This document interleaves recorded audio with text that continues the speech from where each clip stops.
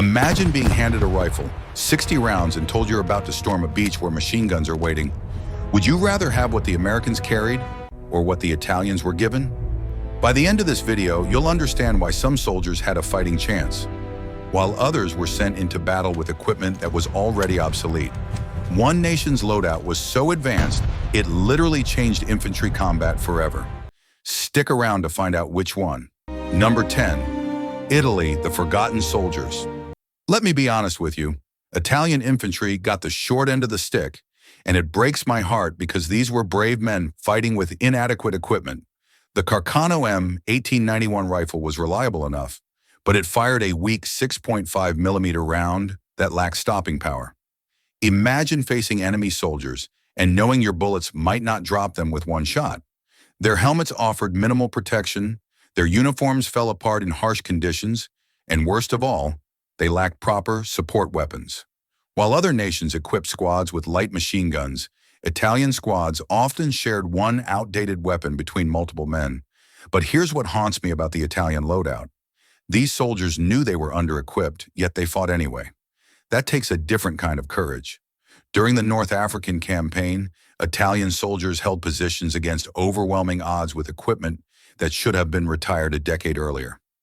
Now, you might think the Italians had it worst, but wait until you see what 9th place was carrying. The difference is shocking. Number 9. Japan. The warrior spirit meets reality. The Japanese infantrymen carried the Arisaka Type 99, actually a decent bolt-action rifle. But here's the tragedy. Japanese doctrine emphasized spirit over firepower. Soldiers were given 60 rounds and expected to make every shot count because resupply was often impossible. Their loadout was minimalist by design. Light equipment for jungle warfare made sense, but this left soldiers vulnerable in sustained combat. The Type 92 helmet was iconic but offered limited protection. And that Type 30 bayonet? It was longer than most because Japanese doctrine still emphasized bayonet charges in an era of machine guns. What gets me about Japanese infantry is the contradiction. Highly disciplined, incredibly brave soldiers, but their leadership equipped them for a war that technology had already moved beyond. On islands like Iwo Jima and Okinawa, Japanese soldiers faced American forces with superior firepower, better support weapons, and unlimited ammunition. The result was predictable and heartbreaking. But 8th place had something the Japanese desperately needed, and it still wasn't enough to save them from disaster. Let me explain. Number 8. France. The army that wasn't ready. This one hurts because French soldiers in 1940 weren't cowards. They were let down by outdated doctrine and equipment. The MAS 36 rifle was actually well made, a smooth bolt-action design. But France's army in 1940 was still mentally fighting World War I. French infantry loadouts included excellent steel helmets and decent uniforms, but their squad tactics were rigid. They lacked the radios, the flexibility, and the modern combined arms thinking that would define World War II combat. When German forces attacked in 1940, French soldiers fought bravely, but bravery can't overcome being tactically and technologically outmaneuvered. By 1944, Free French forces had been re-equipped with American weapons and adopted modern tactics. The difference was night and day. Same soldiers, better equipment and doctrine, dramatically better results. Now here's where things get interesting. 7th place had almost everything France lacked, but one critical weakness almost cost them everything. Number 7, China, the unsung army. Let's talk about the Chinese nationalist infantry because their story is one of the most overlooked in World War II. These soldiers faced the Japanese invasion with a hodgepodge of equipment: German Mauser rifles, captured Japanese weapons, locally produced copies, and outdated firearms from the warlord era. What amazes me is that despite this logistical nightmare, Chinese soldiers held the line. They fought with courage that's hard to comprehend. Some units had modern equipment and training from German advisors, performing exceptionally well in battles like Shanghai. But most Chinese infantry made do with whatever they could get. The nationalist soldiers' loadout varied wildly depending on which unit you were in and when you served. Elite units had steel helmets and modern rifles. Regular units might have a pre-World War I rifle and cloth shoes, yet they tied down hundreds of thousands of Japanese troops for years. Sixth place had none of these supply problems. In fact, they had so much equipment that soldiers sometimes had to choose what to carry. But that created a completely different problem. Number 6, United Kingdom. Tradition meets modern war. British infantry in World War II carried the Lee Enfield No. 4 rifle. And let me tell you, this weapon was special. A trained soldier could fire 30 aimed rounds per minute with that smooth bolt action in 10-round magazine. That's faster than some semi-automatic rifles. British soldiers wore the iconic steel Brodie helmet, battle dress that was practical if not fancy, and carried webbing that distributed weight efficiently. Their Bren light machine gun was reliable and accurate. Many consider it the best squad automatic weapon of the war. But here's what held Britain back from the top spots. Doctrine. British infantry tactics early in the war were too rigid, too cautious. By 1944, they'd learned and adapted, incorporating lessons from North Africa and becoming a formidable force. The British soldier at El Alamein was good. The British soldier crossing the Rhine was exceptional. Fifth place took everything good about the British loadout and added something revolutionary that would change infantry warfare forever. Stay with me. Number 5, Soviet Union, the practical warriors. Soviet infantry doctrine was brutal in its practicality. The Mosin Nagant rifle was old, heavy, and basic, but it worked in -40-degree weather when German weapons froze. Soviet soldiers wore quilted jackets and fur hats that actually kept them alive in winter, unlike the Germans who suffered terribly. What moved the Soviets up this ranking was the PPSH-41 submachine gun. Imagine being a German soldier and hearing that distinctive sound. Dozens of Soviet submachine gunners advancing, putting out a wall of lead. The PPSH could fire 900 rounds per minute and was nearly indestructible. Soviet loadouts prioritized what worked. Soldiers carried simple equipment they could maintain, grenades they could throw, and by 1943, enough of them had submachine guns or semi-automatic rifles to create devastating fire superiority in close combat. The Soviet infantryman of 1945 was a different beast from the one who faced the German invasion in 1941. Now, fourth place had everything the Soviets had, plus engineering excellence that's legendary. But they made one critical mistake that cost them dearly. Number 4, Germany, excellence with fatal flaws. German infantry started the war with possibly the best loadout on the planet. The Mauser K98K rifle was accurate and reliable. Their MG-34 and later MG-42 machine guns were absolutely devastating. The MG-42 could fire 1,200 rounds per minute, earning it the nickname Hitler's buzzsaw.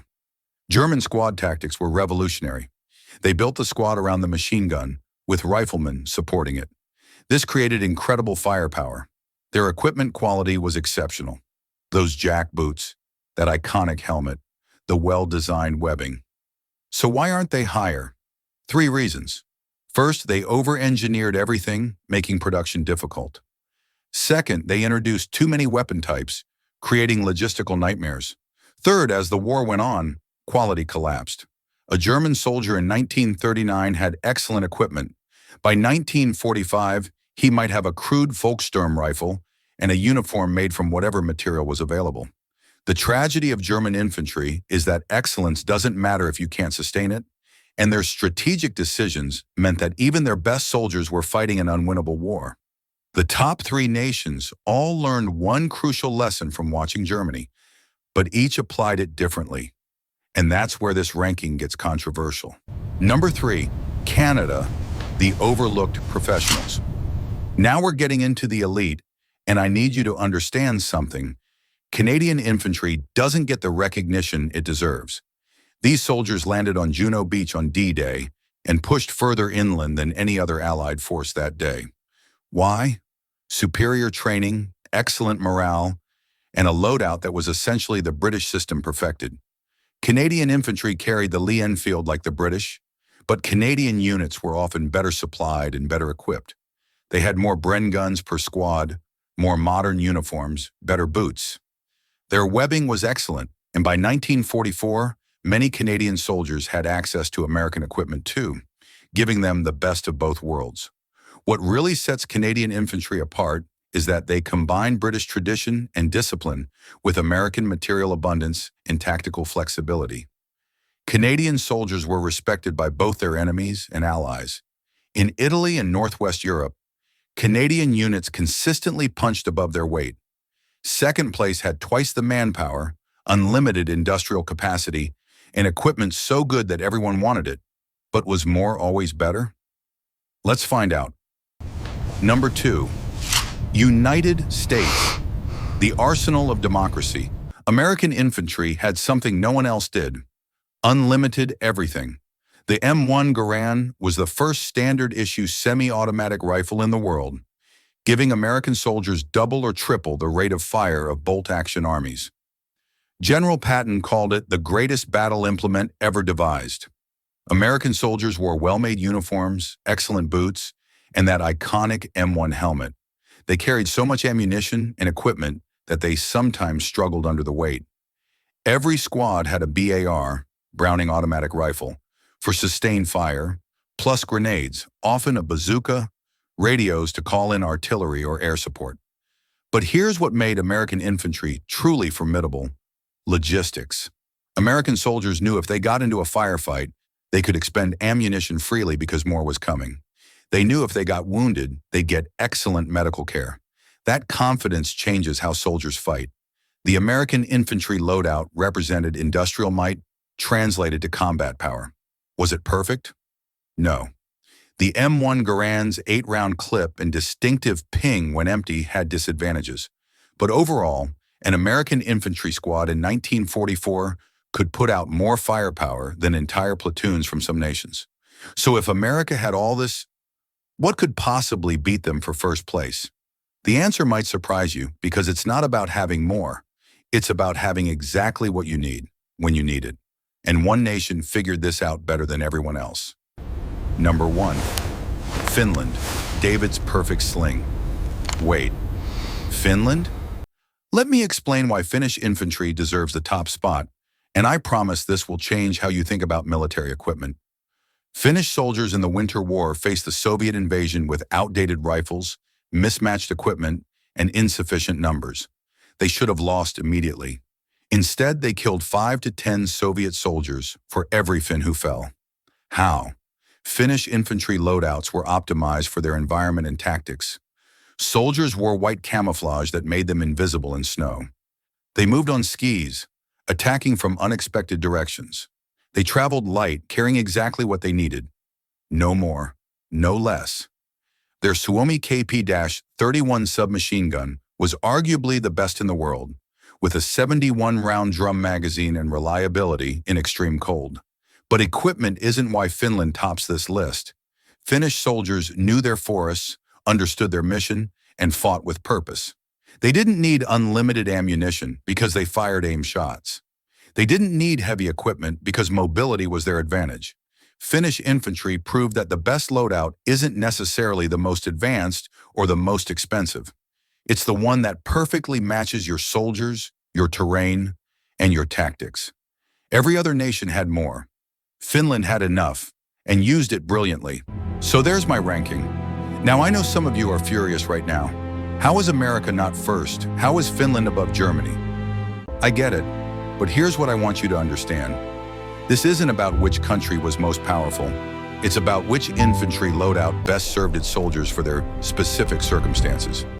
Drop a comment right now and tell me, which nation would you want to fight for based purely on their infantry equipment? And if you disagree with this ranking, defend your choice. I read every comment, and I genuinely want to hear your perspective. Before you go, hit that subscribe button, because in the next video I'm ranking every tank of World War II, and trust me, that list is even more controversial than this one. I'll see you there.